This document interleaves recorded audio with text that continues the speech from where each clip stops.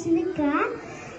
Today I am telling about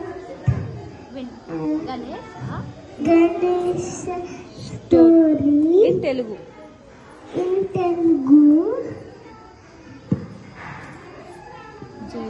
Parvati Devi స్థానంకెళ్ళే ముందు ముద్దతోటి గణేశం చేసి ప్రాణం పోస్తే మంచి.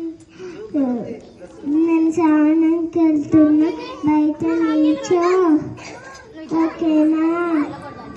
స్నానంకి వెళ్తున్నా, బయట నుంచో. శివుడు వచ్చి నేను లోపలికి వద్దు, నేను లోపలికి వద్దు. తర్వాత నువ్వు చెప్పు.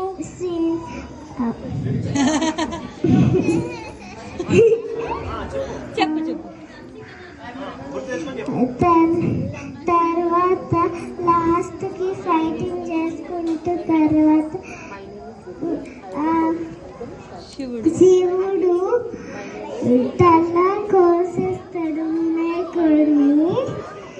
దాని తర్వాత పార్వతీదేవి వచ్చి ఏడుస్తుంది. దాని తర్వాత